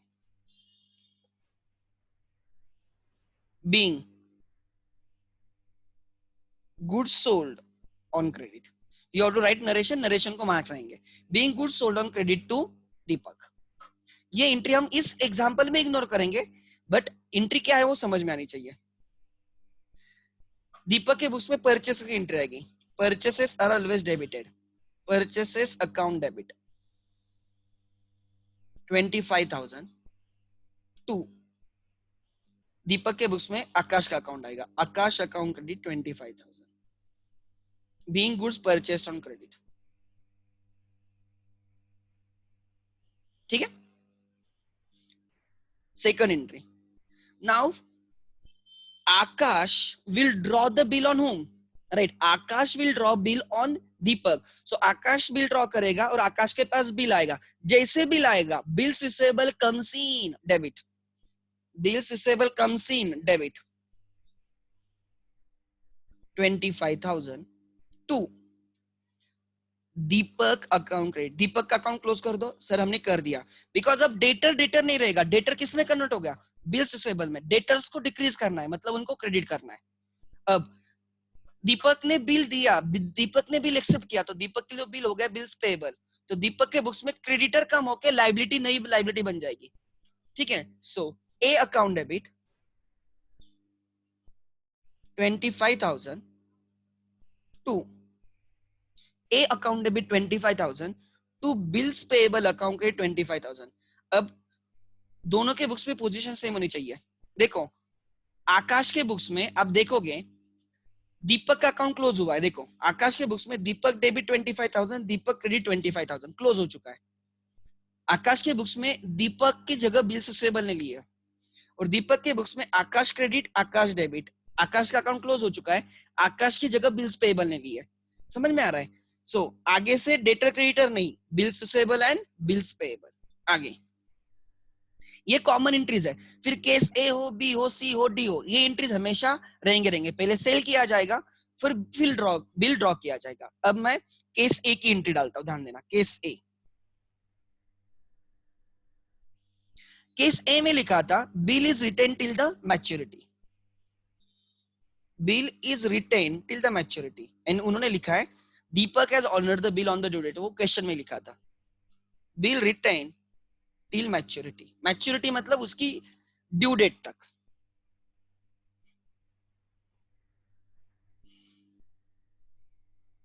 ठीक है, ध्यान देना। तो ये दो तो एंट्री है, पहले सेल हुआ, बिल आ गया। अब ड्यू डेट तक वो बिल हमारे पास ही, ना ही हमने डिस्काउंट किया, ना ही मतलब हमारे पास वो बिल गया ही नहीं, डिस्काउंट नहीं किया, एंडोर्स नहीं किया, कलेक्शन के लिए नहीं भेजा, मतलब वो बिल अपने आप क्या हो गया, रिटर्न हो गया। रिटर्न की अलग कुछ एंट्री नहीं करनी है, बिल ड्रॉ हुआ वो अपने आप एंट्री आ गई और फिर हमने खाली उसको एंड तक रखा है हमारे पास, रखने की एंट्री अलग से कुछ नहीं आएगी। और फिर ड्यू डेट पे हम वो बिल लेके, हम मतलब आकाश वो बिल लेके किसके पास जाएगा, दीपक के पास जाएगा, दीपक को बिल प्रेजेंट करेगा 25,000 का। बिल प्रेजेंट करने के बाद दीपक हैज ऑनर्ड, दीपक उसको कैश देगा 25,000। ये एक्शन है। तो हम ये बिल लेके दीपक को दिया, तो बिल रिसीवेबल गोज आउट, दीपक को दिया, वो ड्यू डेट पे बाहर जाएगा। दीपक को बिल दिया, 25,000 का बिल गया और उसके बदले कैश आ गई। सो कैश अकाउंट डेबिट,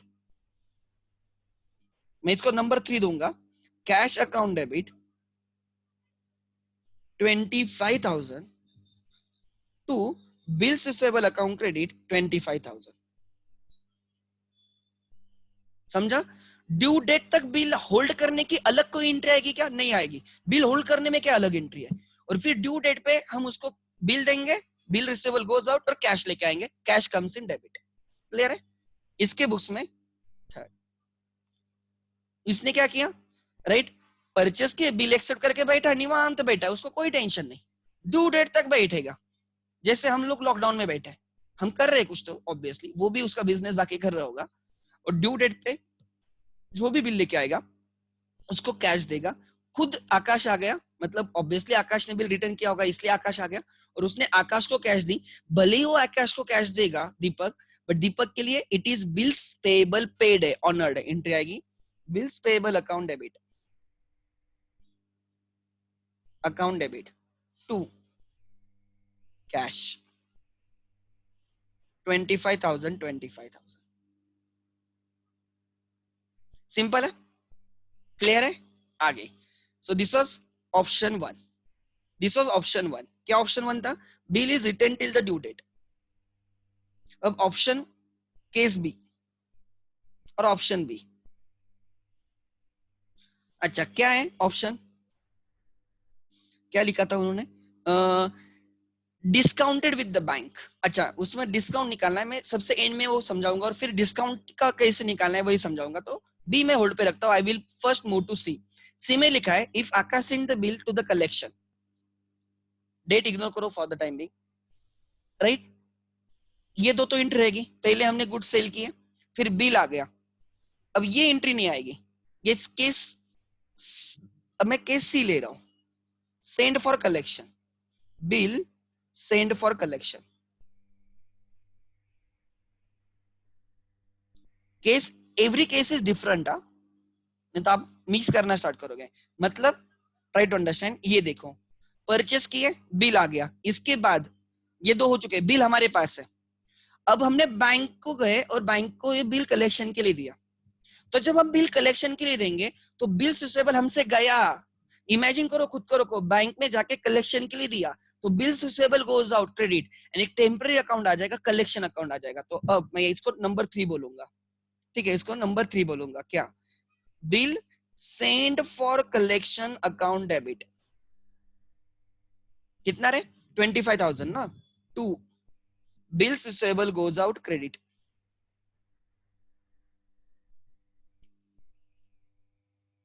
ठीक है, फर्स्ट टू तो वैसे के वैसे, तीसरा क्या किया, कलेक्शन के लिए भेज दिया। इसके बुक्स में एंट्री आएगी क्या इसकी, नो। जब ड्रॉवर कलेक्शन के लिए भेजेगा उसको ड्रॉबी को क्या लेना देना है, तो कुछ भी कर उस बिल के साथ, रिटर्न कर, कुछ भी कर, मैं एंट्री नहीं पास करूंगा, मैं ऑनर या डिसऑनर की एंट्री पास करूंगा, not more than that. Fourth, a bank as his agent will go to दीपक, दीपक से पैसे लेगी 25,000 एंड उसके अकाउंट में डालेगी। यहाँ पे बैंक चार्जेस का कुछ लिखा नहीं है, मतलब बैंक ने टोटल 25,000 उसके अकाउंट में डाले। मैक्सिमम क्वेश्चन में बैंक चार्जेस का जिक्र नहीं किया होगा तो हम मानेंगे कि पूरा का पूरा पैसा आ गया, but however bank obviously free में काम नहीं करेगी। ठीक है, सो एग्जाम के लिए generally they won't give you bank charges, but अगर दिए है तो मैंने समझा बैंक चार्जेस कम करके बैंक में पैसा आता है। तो now bank will go to the Deepak, will collect the money and ये उसके अकाउंट में डालती है, उसको कैश नहीं देती है, बैंक में डालती है, इसलिए एंट्री आ गई बैंक अकाउंट डेबिट। कलेक्शन के लिए जो बिल भेजा था वो कलेक्ट हो गया, बैंक बैलेंस इंक्रीज हो गया और एक कलेक्शन टेम्पररी अकाउंट निकाल दो, to bill send for collection. पहले डेबिट हुआ, बाद में क्रेडिट हो गया, अकाउंट अपने आप क्या हो गया, क्लोज हो गया। समझा या नहीं समझा?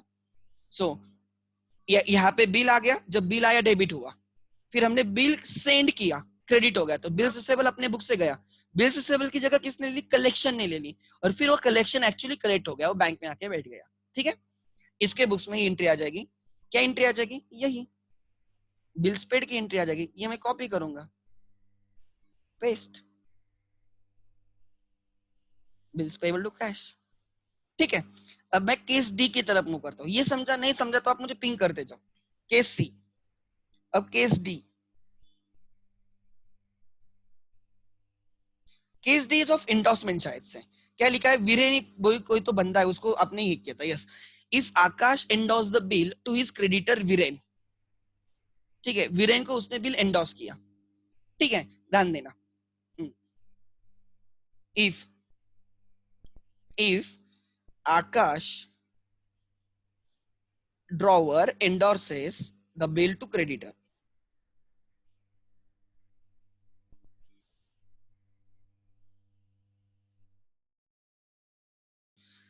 आकाश वीरेन को क्यों बिल दे रहा है, आकाश उसकी एसेट किसी और को क्यों देगा, बिकॉज वीरेन को पे करना होगा इसलिए।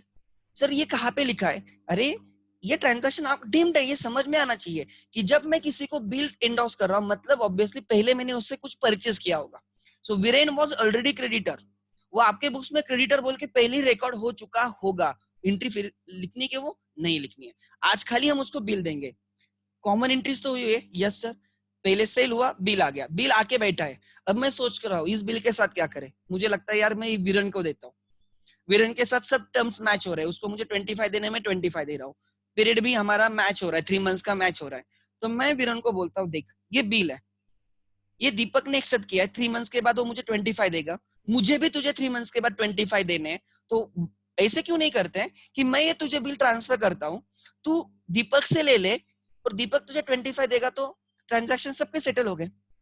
समझ में आ रहा है, इसको बोला जाता है एंडोर्समेंट, एंड इसमें मैं आकाश एंडोर्सर बन जाता हूँ, एसओआर, एंड वीरेन मेरा क्रेडिटर एंडोर्सी बन जाता है। ठीक है, सो अब बिल हम उसको देने वाले, हम वीरेन को पास गए, वीरेन को बिल दिया, bill receivable goes out, bill receivable goes out, मैं इस एंट्री को नंबर 3 बोलूंगा। क्यों मैं इसको 3 बोल रहा हूं, बिकॉज पहले दो एंट्रीज कॉमन है। ठीक है, सो अब ध्यान देना, मैं वीरेन को बिल दिया तो bill receivable goes out, to bill receivable 25, try to understand, to that extent, to that extent Viren मेरा क्रेडिटर था, अब वो कैंसल हो जाएगा। जब मैं वीरेन को कैश देता तो एंट्री आती वीरेन टू कैश, अगर मैं उसको चेक देता हूं तो एंट्री आती वीरेन टू बैंक, अगर मैं उसको मेरा एक्सेप्टेंस देता हूं, मेरा खुद का एक्सेप्टेंस देता हूं तो Viren to bills payable entry आएगी, लेकिन मैं मेरा एक्सेप्टेंस नहीं दे रहा हूं, मुझे किसी और का आया था वो मैं चिपका रहा हूं, इसको बोलते हैं एंडोर्समेंट। तो मैंने वीरेन को किसी और का एक्सेप्टेंस दिया, किसी और का एक्सेप्टेंस उसके लिए बिल्स पेबल था, मेरे लिए बिल्स रिसीवेबल था, तो मैंने बिल्स रिसीवेबल राइट वीरेन को एंडोर्स किया, तो bills receivable goes out, entry आएगी वीरेन जो मेरा क्रेडिटर था अब वो क्रेडिटर नहीं रहेगा, मैं बोलूंगा ये बिल रख, अपना ट्रांजैक्शन सेटल, तू जा दीपक से पैसे ले, दीपक तुझे देगा, ट्रांजैक्शन सेटल। अगर दीपक नहीं देता तो मैं तुझे दूंगा। समझ में आ रहा है? So to that extent my creditor will decrease, Viren account debit. Endorsement की एंट्री क्या आती है? Creditor to bills receivable. Endorsement की एंट्री क्या आती है? Creditor account debit to bills receivable. अब इसकी एंट्री आएगी क्या इसके बुक्स में? दीपक को कोई लेने देने का, तू उसके साथ कुछ भी कर भाई, I won't pass any entry, no entry. अब फोर्थ, ड्यू डेट पे Viren endorsee will go to Deepak drawee and उसको बिल प्रेजेंट करेगा एंड ड्रॉवी उसको 25,000 देगा। अब ये पैसे किसको मिले? दीपक को मिले। सॉरी सॉरी, पैसे किसने दिए? दीपक ने दिए। किसको दिए? वीरेन को। Try to understand. तो इसमें जो हम आकाश है, हमें कोई लेना देना है क्या? नहीं। तो हमारे बुक्स में एंट्री आएगी क्या? No, no entry. समझ में आ रहा है? एंड इसके बुक्स में, इसके बुक्स में ये आकाश दीपक ने पेड किया ना, दीपक ने किसको पेड किया फर्क नहीं पड़ता। Try to understand. दीपक के लिए वो हमेशा क्या रहता है? बिल्स पेएबल उसने क्या किया? पेड किया। वो खुद आकाश को पे कर सकता है, आकाश के बैंक को एजेंट बोल के पे कर सकता है, आकाश के क्रेडिटर को भी पे कर सकता है। तो कुछ भी हो उसके बुक्स में बिल्स पेएबल टू कैश ही एंट्री आएगी। नेक्स्ट, आगे द लास्ट ऑप्शन, ठीक है, उसमें हमें कुछ थोड़ा कैलकुलेट भी करना है, डिस्काउंट में मुझे समझाना है। Then sir can you please tell the net entry for the endorsement for the drawer? Net entry क्या आएगी मैडम? पहले सेल हुआ, एंट्री क्या आएगी? सेल हुआ तो सेल्स को क्रेडिट है, डेटर डेबिट हो गया, फिर डेटर कैंसिल होके बिल्स रिसीवेबल को डेबिट होगा, बिल्स रिसीवेबल कैंसिल होके क्रेडिटर को। एक्चुअली देखा जाए ना, अगर आप तुम देखते हो, चलो मैं बोलता हूँ, ठीक है, ध्यान देना। पहले मैंने गुड्स परचेस किए थे तो मेरे बुक्स में था एग्जांपल परचेसेस, ऐसे नेट एंट्री नहीं दिखनी चाहिए to be very fine. Purchases debit to creditor account credit, बराबर। फिर मैंने सेल किया, तब एंट्री आ गई debtor account debit to sales.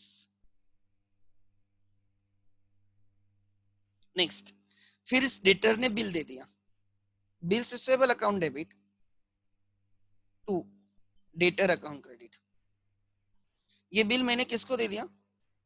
Creditor को दे दिया, creditor account debit to bills receivable account credit. अब इसमें कैंसिल क्या होने वाला है? देखो, कैंसिल में येलो पेन से करता हूं, creditor credit, creditor debit, debtor debit, debtor credit, bills receivable debit, bills receivable credit. क्या बचा रे एंड में? क्या बचा? Purchases account debit to sales account credit without involving cash. सब क्लोज हो गया। मेरा परचेस हुआ, मेरा सेल हुआ, मेरा एक्सपेंस हुआ, मेरी इनकम हुई, मुझे किससे लेना नहीं पड़ा, मुझे किससे देना नहीं पड़ा। ये हेल्प होता है बिल्स रिसीवेबल का। Without involving cash you can settle the accounts. समझा? तो एंड में क्या बचा? परचेस किए और सेल किए, ठीक है। So that is the thing. आगे आकाश इज क्रेडिटर, अच्छा ठीक है, उधर वाला आंसर है क्या? No issues. नेक्स्ट, ठीक है। But as the transactions are happening on different dates, we cannot combine the entry, but we can understand the combined impact, ठीक है। आगे सो ठीक है, आगे लास्ट। अब केस बी मैंने रखी थी शायद से, क्या दिया है ध्यान देना। हमें डिस्काउंट निकालने को बोला है, बाकी अभी तक जो मैंने 200 में खुद आपको डिस्काउंट निकाल के देता था, अब हमें यहाँ पे बोला है if Akash discounted the bill, क्या लिखा है ध्यान देना, with his bank at the rate of 6% per annum. Rate क्या है डिस्काउंटिंग का? 6%। अगर हम बैंक के पास डिस्काउंट के लिए जाएंगे तो बैंक बोलेंगे डिस्काउंट चार्जेस 6% पर एनम है ऑन द सेम डेट। मतलब हमें बिल जिस दिन मिला 23rd को, कब मिला बिल हमें? 23rd को। हमने उसी दिन उसको क्या किया? डिस्काउंट किया। Try to understand. पहली बात, ये बिल की डेट आज है 23rd, दिस इज टुडे, ठीक है। और बिल ऑनर कब होने वाला है? इन फ्यूचर 3 मंथ्स के बाद। इसके बीच में 3 इयर्स है, सॉरी 3 मंथ्स है, ईयर्स ही बोल रहा हूं। ठीक है, हमने आज बिल ड्रॉ किया और बैंक में जाके आज ही बिल सेल किया। बैंक से कब हमने पैसे लिए? आज। और बैंक को कब पैसे मिलेंगे? 3 मंथ्स के बाद। बैंक ने हमें कब पैसे दिए? आज, इस तारीख पे, सेम डेट। एंड बैंक को कब मिलेंगे? 3 मंथ्स के बाद। तो मुझे बोलो, बैंक ने हमें कितने मंथ्स का क्रेडिट पीरियड दिया है, या बैंक ने कितने मंथ्स के लिए डिस्काउंट किया है? 3 मंथ्स। सो बैंक हमें कितने मंथ्स के चार्जेस लगाएगी? 3 मंथ्स के चार्जेस लगाएगी।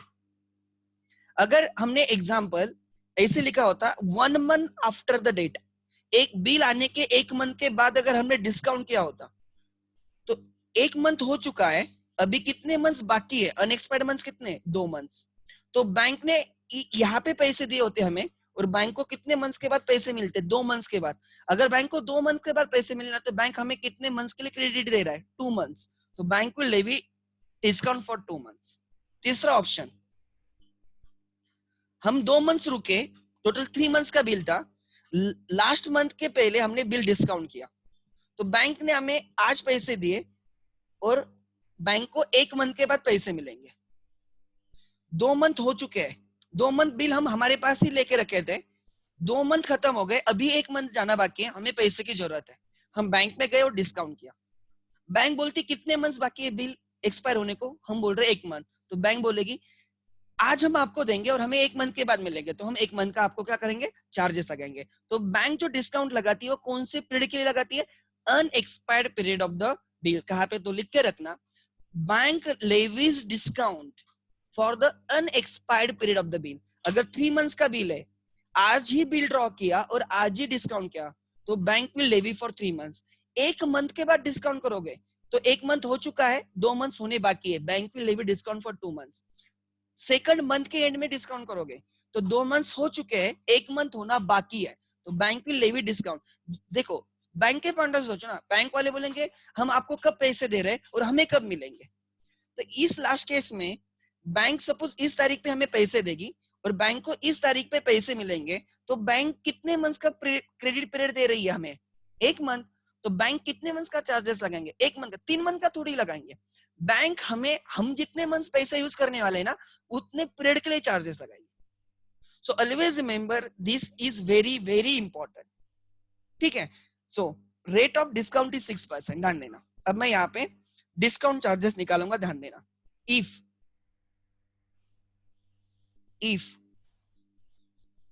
Akash discounts the bill with his bank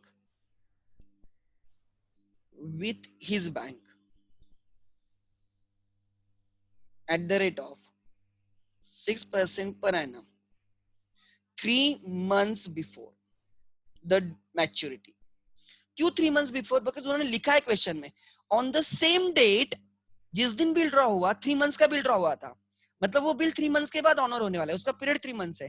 you discounted on the same date, मतलब कितने मंथ्स पहले, कितने मंथ्स पहले बैंक आज पैसे देगी हमें, और बैंक को कितने मंथ्स के बाद मिलेंगे? एक्सपायरी पे मिलेंगे, 3 मंथ्स के बाद बैंक को पैसे मिलेंगे।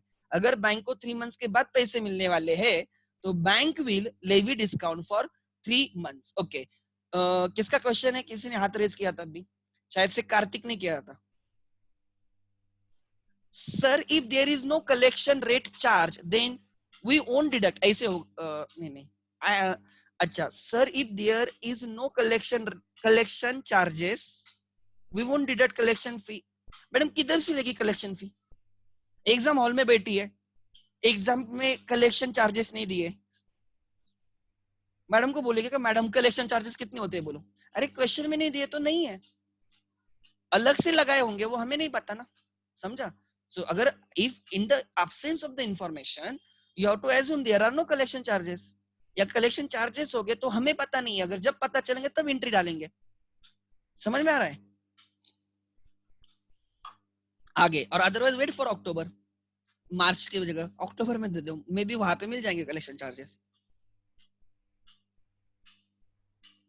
If Akash discount the bill with his bank at the rate of 6% per annum रुकना मत है ऐसे, right? 6% per annum. If Akash discount the bill with his bank at the rate of 6% per annum, right? 3 months before the maturity. Before the maturity.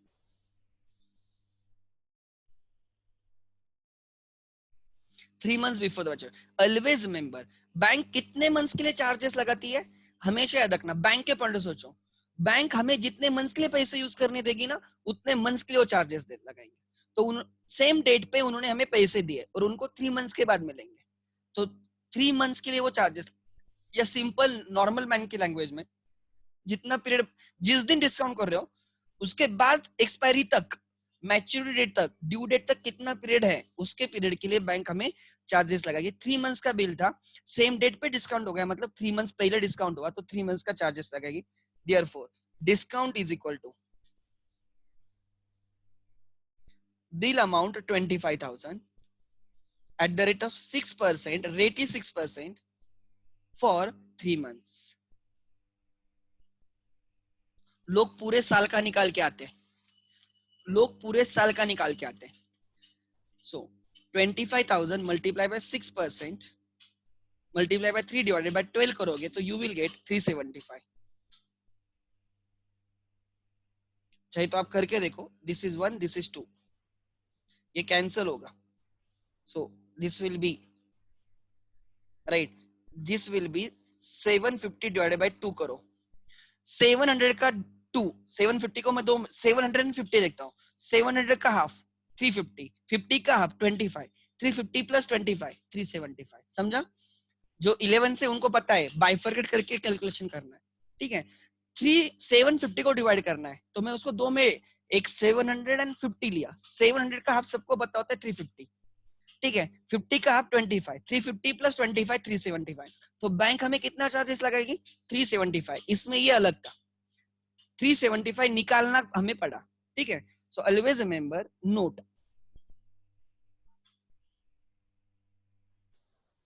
Bank levies interest, sorry interest नहीं बोलना चाहिए, I should say discount, bank levies discount, हम इसको discount बोलते हैं, bank के books में उसको रिबेट बोलते हैं। आप इंटर में सीखोगे, सीए के इंटर में जो करेंगे ना, या जो बैंक की अकाउंटिंग सीखेंगे ना कभी फ्यूचर में जाके, आई राइट, इवन एसवाई में भी है शायद से, I don't know, right, bank levies discount, right, for unexpired period of the bill, an unexpired period of the bill. What do you mean by unexpired period of the bill? मतलब, right, कहां से कहां तक? Date of discounting, date of discounting till maturity, till maturity, ठीक है। जिस दिन हमने डिस्काउंट किया वहां से एंड तक देखो कितने मंथ्स है उस, या डेज है, अकॉर्डिंगली। हमारे इसमें they are not allowed us to use calculator, तो कैलकुलेशन इजी रहेगा, डोंट वरी, ठीक है। Therefore, अब हम एंट्रीज पास कर सकते हैं। सो ध्यान देना, फर्स्ट एंट्री तो वही है, कॉमन एंट्रीज, सेल किया 25,000 का, फिर बिल आ गया 25,000 का, उसी दिन बैंक में गए, जैसे बिल आया निकले बैंक में, गए बैंक में और बैंक को बोला ये बिल सेल करना है, डिस्काउंट करना है, बैंक को 25,000 का बिल दिया, बैंक ने कितने चार्जेस लगाए? 375 चार्जेस लगाए, बराबर है। सो बैंक 375 डेबिट करके, उतना माइनस करके हमारे अकाउंट में डिपॉजिट करेगी। सो हमारे बैंक में आ जाएगा बैंक अकाउंट डेबिट, हमारे बैंक में 25,000 माइनस 375, 400 माइनस करो, 25 से 4 माइनस करोगे तो 24,600 आएगा, 25 एक्स्ट्रा माइनस हुआ है तो 25 ऐड कर दो, राइट, 24,625। डिस्काउंट अकाउंट डेबिट, ये लॉस हो गया, discount account debit 375 to bills receivable goes out 25,000। Every case is different. So 25,000 का बिल गया, 25,000 की असेट गई, मिले कितने खाली 24,625। इस असेट पे लॉस हो गया हमारा, गए 25, मिले खाली 24,625, so your loss is discount 375। मुझे बोलो ये ट्रांजैक्शन किस में? आकाश एंड उसके बैंक में, दीपक को कोई लेना देना है क्या? No, no entry. Number 4, due date पे बैंक दीपक के पास जाएगी, दीपक से 25,000 कलेक्ट करके हमारे अकाउंट में डालेगी क्या? नहीं, वो कलेक्शन नहीं है, वो उनका ही पैसा है, तो बैंक उससे 25,000 लाके खुद के पास रखेगी। That is the transaction between bank and Deepak. इसमें हमें कुछ एंट्री पास करने की आकाश को नहीं, नो एंट्री, नो एंट्री। और इसके बुक्स में बिल्स पेबल की एंट्री आ जाएगी।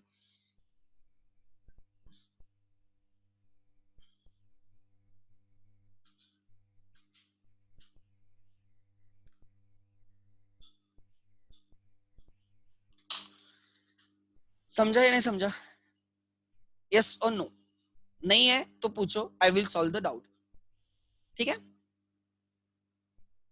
There is one question, sir. If Ram sends Sita a bill of rupees 15,000 and she accepts 10,000, can Ram decline this acceptance and ask Sita to accept 15,000 only? वो हो सकता है। देखो, पहले तो बात, this is mutual dealing between the two. ठीक है, वो क्या करेंगे, अकाउंटेंट बोलेगा मुझे फाइनल बोलो क्या एंट्री पास करनी है। 10 से एंट्री पास करनी 15, अगर सीता 10 से एक्सेप्ट करती है तो सब एंट्री 10,000 के हिसाब से आएंगी, बिल के सब एंट्री किसके हिसाब से आएगी? 10,000। अगर बाद में राम बोलता है नहीं नहीं 15,000 का एक्सेप्ट कर, और फिर नया बिल भेज देता है एंड शी एक्सेप्ट 15,000, तो हम एज ए अकाउंटेंट हम 15,000 से एंट्री पास करेंगे। हम बिल की जो वैलिड अमाउंट है उसके हिसाब से एंट्री पास करेंगे। वो क्या होगा? That is negotiable instrument act 1881। Read that act, you will get everything. अगर बिल राइट उसने चेंज किया वगैरह क्या किया तो क्या होगा? That is covered by right negotiable instruments act 1881, अंग्रेजों का जमाने का वो लॉ है। तो वो सब टेक्निकलिटीज क्या होगा, कैसे होगा, हमारे इसमें we are much as a accountant, हमें एवरीथिंग इज गिवन, सो ज्यादा टेंशन मत लेना। राइट, नेक्स्ट मैं यहाँ पे फ्लो चार्ट सबके दिखाता हूँ, ध्यान देना, जल्दी समझ में आएगा। Sir we have to remove the total in the end, not after passing the entries. We have to remove the total. I didn't get you sir. We have to remove the total in the end, Priyanshu, I didn't get you, और not after the passing entries. एक याद रखना, जैसे हम 11th में entries pass करते थे, बाद में eight the end of the page हम क्या करते थे, अगर याद होगा ये एंट्रीज है, एंड ऑफ द पेज हम लिखते थे total carried forward, total carried forward, debit debit rupees credit rupees, ऐसे हमारा जर्नल होता था, बराबर ना। और एंड में हम ये टोटल ऐसे लेते थे, और नेक्स्ट पेज पे हम लिखते थे टोटल ब्रॉट फॉरवर्ड। यहाँ पे भी वैसे करना होगा, बिकॉज जहां जहां पे हमें जर्नल बोलेंगे, 11th में जैसे जर्नल करते थे टोटल वगैरह हमें निकालना पड़ेगा। जनरली क्वेश्चन ऐसे नहीं आएगा, हमें एक प्रॉपर केस स्टडी टाइप दिया होगा, एक पूरा स्टोरी बनाई होगी, और फिर हमें वो सॉल्व करने को दिया होगा, ये प्रैक्टिस के लिए। ठीक है, अब ध्यान देना, मैं आपको एग्जांपल लेके अभी इसके फ्लो चार्ट समझाता हूँ। केस 1 जो रिटेंशन था उसमें क्या हुआ, ध्यान देना, रिटेंशन वाला, आकाश ने गुड्स सेल किए, किसको? दीपक को, इसलिए डेटर बने। दीपक ने क्या दिया? बिल, और बिल किस में कन्वर्ट हो गया? कैश में, बराबर। सो जब सेल हुआ, डेटर टू सेल, देखो एंट्रीज में कैसे डाल रहा हूँ। फिर बिल आ गया, debtors account debit, sorry bills receivable account debit to debtors, फिर कैश आ गई, debtors cash account debit to bills receivable, this was first.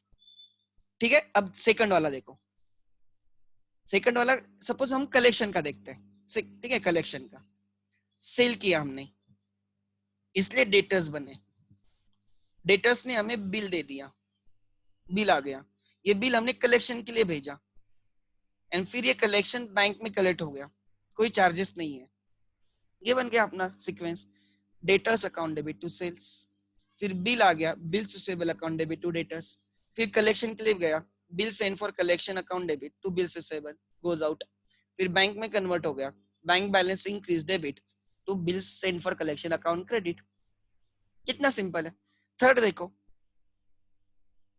Third वाला सपोज हमने वीरेन को भेजा और बिल ऑनर हो गया, पहले सेल किया इसलिए डेटर्स बने, डेटर्स ने हमें बिल्स दिए, ये बिल हमने वीरेन को दिया और राइट क्रेडिटर को दिया और ये ऑनर हो गया, ऑनर हो गया तो कैश थोड़ी हमें आएगी, कैश वीरेन के पास जाएगी, तो मैं यहाँ पे कैश लिखना गलत रहेगा, कैश मुझे नहीं मिल रही, वीरेन को मिलेगी, उसकी एंट्री मैं करूंगा क्या, नहीं, एंट्री आएगी debtors account debit to sales, फिर bills receivable account debit to debtors, then creditors account debit to bills receivable, किस्सा खत्म।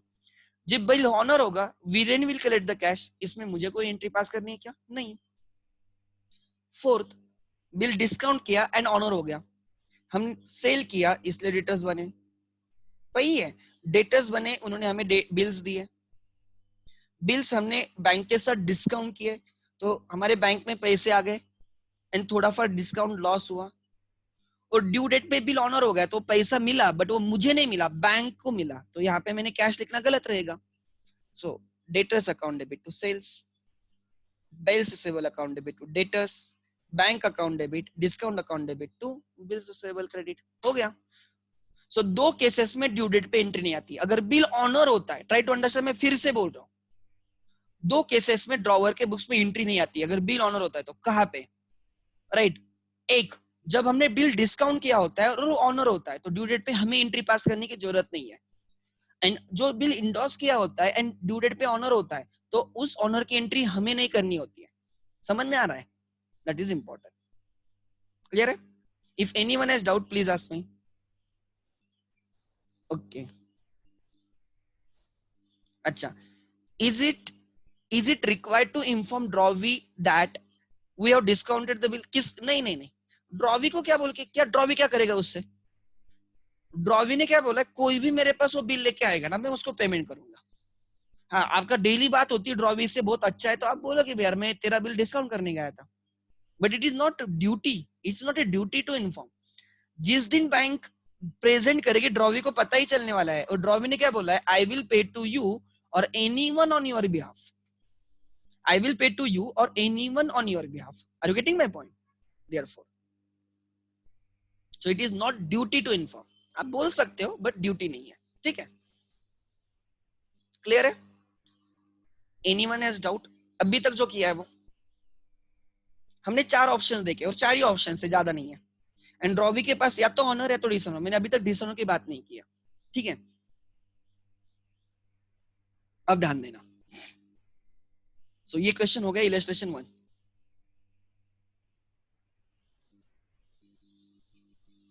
ठीक है, let me check, perfect.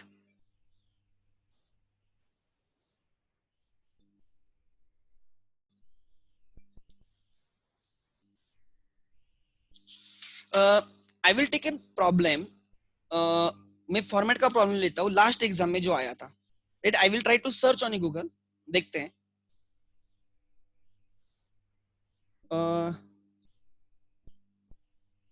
I may have on my WhatsApp, let me check, एक second खाली,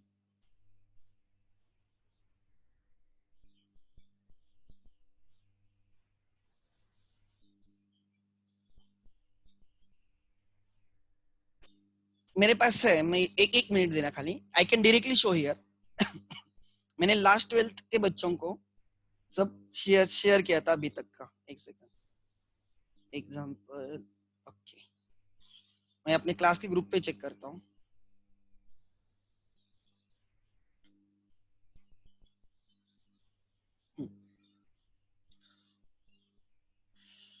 सो that we can solve one problem, exam का question करेंगे, ठीक है।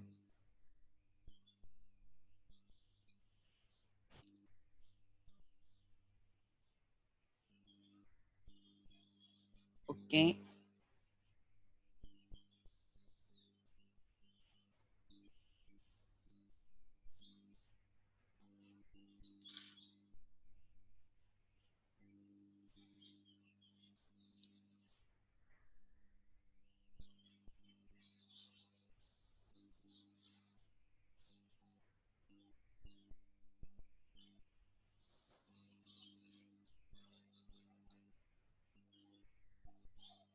मिल गया है मुझे,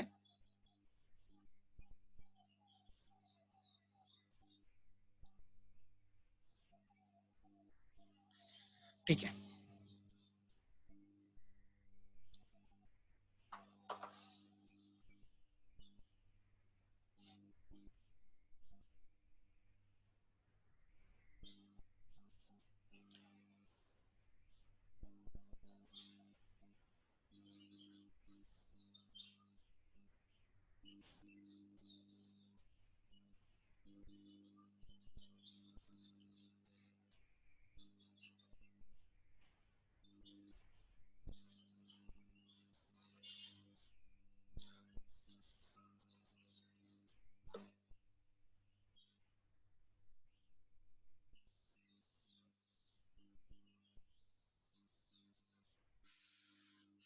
this is a question paper.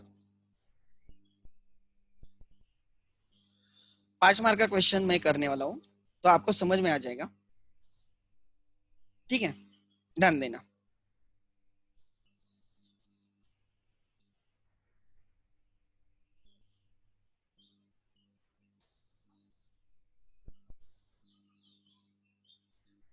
ई देखो, क्वेश्चन नंबर ई। ठीक है, क्या है देखो। ठीक है, सो आपके यहाँ पे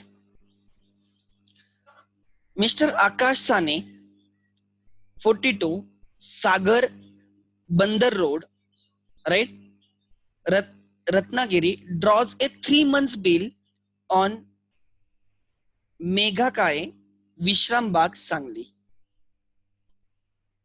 आकाश ने ट्राई टू अंडरस्टैंड क्या लिखा है।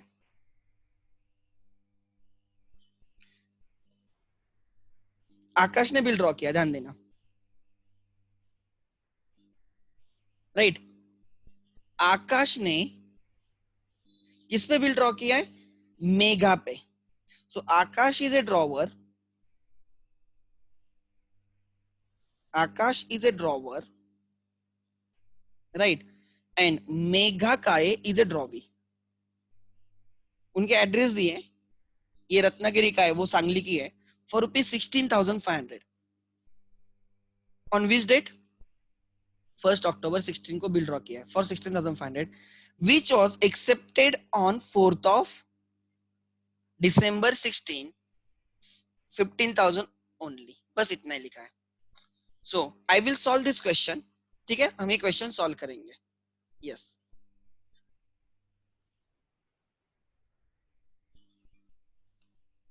ध्यान देना, मैं बराबर कर रहा हूँ क्या?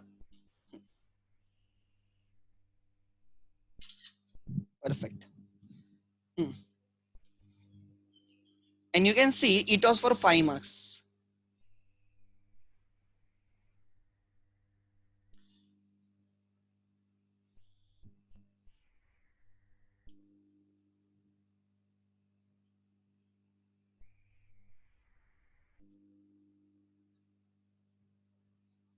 Now this is the question.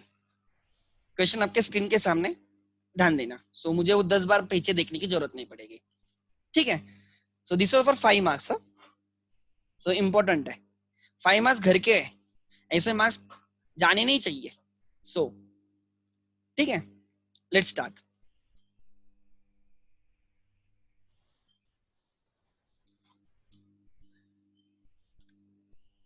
Bills of exchange.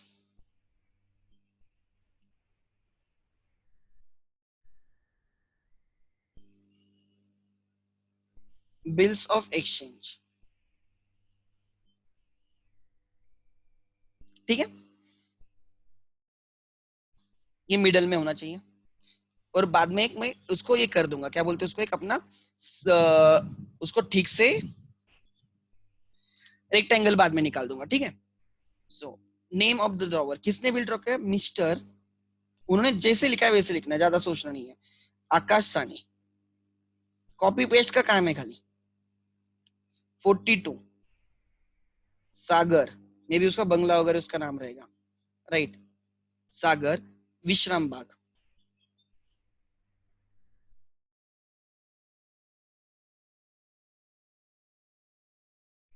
विश्राम बाग, ठीक है। देन देन उसके बाद क्या आ गया बोलो, सांगली, नहीं नहीं वो रत्नागिरी का है। सागर, अच्छा मैंने इसका एड्रेस लिख दिया क्या, ठीक, सागर भंडार रोड,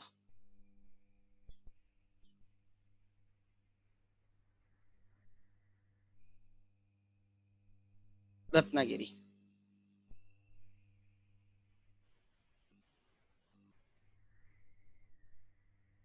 ठीक है, कब ड्रॉ किया है उन्होंने, डेट भी दी है, ऑन 1 दिसंबर 2016, 1 दिसंबर 2016।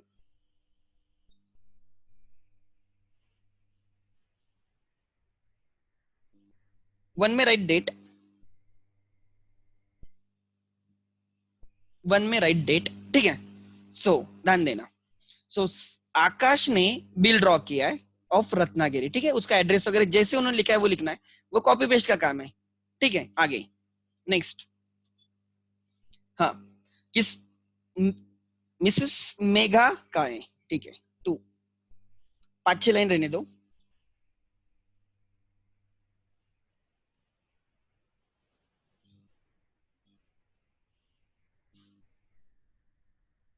ठीक है, क्या लिखा है आगे, विश्राम बाग सांगली,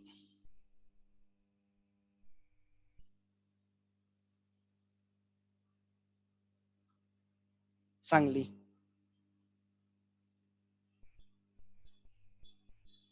ठीक है, मिल गया आपको ये। सो यहाँ पे आएगा स्टैम्प, ये लिखना कभी मत भूलना, bill has to be stamp.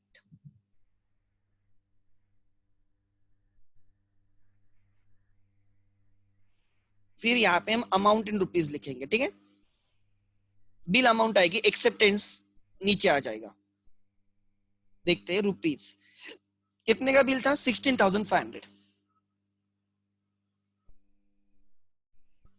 ठीक है। आगे उसके बाद क्या, कितने मंथ्स का क्या लिखा है उन्होंने, 3 मंथ्स बिल, लिखा नहीं है 3 मंथ्स आफ्टर डेट और आफ्टर एक्सेप्टेंस, तो हम हमेशा क्या लेते हैं, 3 मंथ्स आफ्टर डेट, थोड़ा पैराग्राफ देखे, 3 months after date,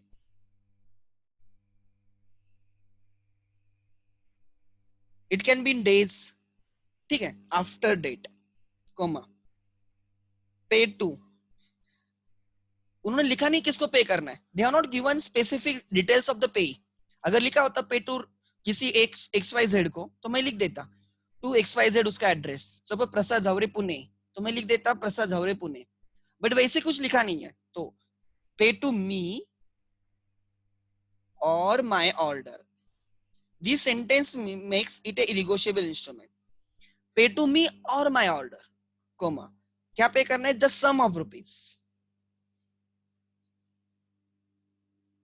the sum of rupees 16,500 only,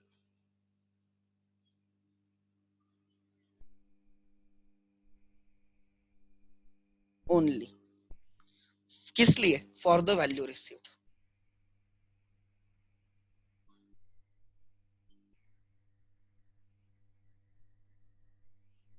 for the value received, ठीक है। सो यहाँ पे आ गया, फिर this will be signed by home, mister Akash Sane, तो यहाँ पे सिग्नेचर आ जाएगी,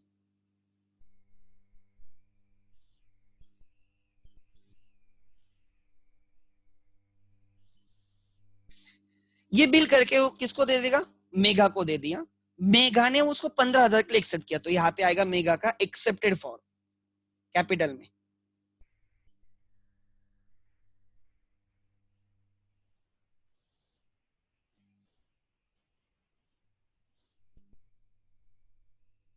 एक्सेप्टेड फॉर,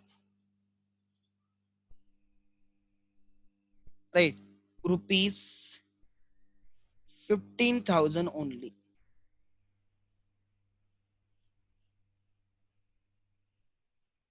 ठीक है, and she will sign here,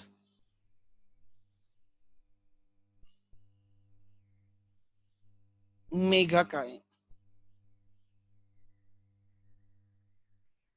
और date of acceptance will come, she accepted on 4th of December 2016, date.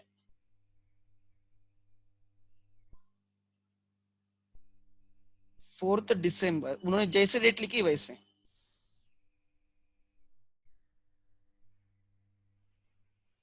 ठीक है, एंड फिर इसको हम एक अच्छा वाला रेक्टेंगल डाल देंगे, स्क्वायर जो भी आता है वो कर दो बॉल ठीक से, बिकॉज एक भी चांस नहीं रखना है मार्क्स कट करने का।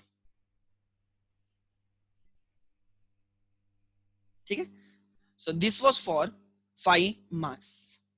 देखो कितना सिंपल है, 5 मिनट भी नहीं लगते। It doesn't take more than 5 minutes, try to understand. 5 minute से नहीं लगते, एक मिनट एक्स्ट्रा नहीं लगता। आपके सामने आंसर है, कुछ मिस है? आई थिंक कुछ भी नहीं, परफेक्ट है एकदम। समझा या नहीं समझा? खाली यहाँ पे जो 15,000 का एक्सेप्टेंस है वो हमने लिखा। सो जिस जिस अमाउंट के लिए बिल ड्रॉ किया गया है वो दो जगह पे आएगा। कहाँ कहाँ पे आएगा? एक वो amount in figures and amount in words, दोनों जगह पे 16,500 आ गया। बट राइट, जो एंड है, right, acceptance is for 15,000 only. This is for 5 marks. Anyone has doubt? Please ask me. Today I will share you last 6 to 7 years papers. उसमें question number 1E, क्या बोल रहा हूँ ध्यान देना, क्वेश्चन नंबर 1E 5 मार्क्स का bills of exchange का format है। मैं आपको एग्जाम क्वेश्चंस दे रहा हूँ। I will be sharing on a group exam question papers of the last 6 to 7 years minimum. और वो पेपर आप संभाल के भी रखना, डिलीट मत करना, ठीक है, बिकॉज वो हमारे लिए इंपॉर्टेंट है। And from that you have to solve question number 1E। ठीक है, and you have to WhatsApp me the scanned image. आप कैम स्कैन पे इमेज स्कैन करके एक साथ ही मुझे सब भेज सकते हो, और यू कैन लाइक बेसिकली आप कैम स्कैन पे ही कर देना, और मुझे I will check them and I will revert you. मेरे पर्सनल इस पे करना है, ग्रुप पे नहीं डालना है। ठीक है, दूसरी बात क्लियर है? किसको डाउट है इसमें? If anyone has doubt please ask me.